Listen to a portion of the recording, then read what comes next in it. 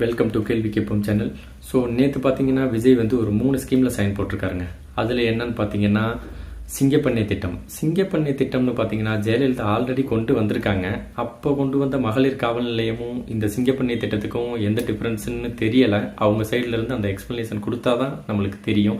இப்போ எப்படி 200 unit free அப்படின்னு சொல்லிட்டு அவங்க வந்து இப்போ ஒரு கரெக்டான எக்ஸ்ப்ளனேஷன் கொடுத்துருக்காங்க. 500 யூனிட்டுக்கு உள்ளே இருந்தால் 200 யூனிட்டுக்குள்ள ஃப்ரீ, 500 யூனிட்டுக்கு மேலே போனால் ஆஸ் யூஸ்வல் என்ன 100 யூனிட் ஃப்ரீ இருக்கோ அது வந்து கண்டினியூ ஆகுன்ற மாதிரி எக்ஸ்ப்ளனேஷன் கொடுத்துருக்காங்க. மூணாவதாக பார்த்தீங்கன்னா போதைப்பொருள் தடுப்பு திட்டம்னு சொல்லிட்டு ஒரு டீம் கிரியேட் பண்ணுறோன்னு சொல்லி ஒரு ஸ்கீமில் சைன் பண்ணியிருக்காரு. அது பார்த்தீங்கன்னா சில பேர் வந்து தப்பாக புரிஞ்சுக்கிட்டு சில ரீல்ஸ் எல்லாம் எடுத்து போட்டுக்கிட்டு இருக்கீங்க. டாஸ்மாகில் போயிட்டு இருந்துட்டு 10 ரூபா 20 ரூபா அதிகமாக விற்காதீங்க, இது டிவிக்கு ஆச்சு அப்படின்னு சொல்லிட்டு.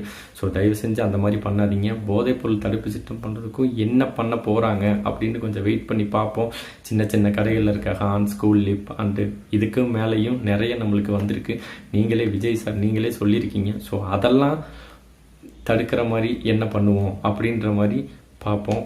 தொடர்ந்து கேள்வி கேட்போம்.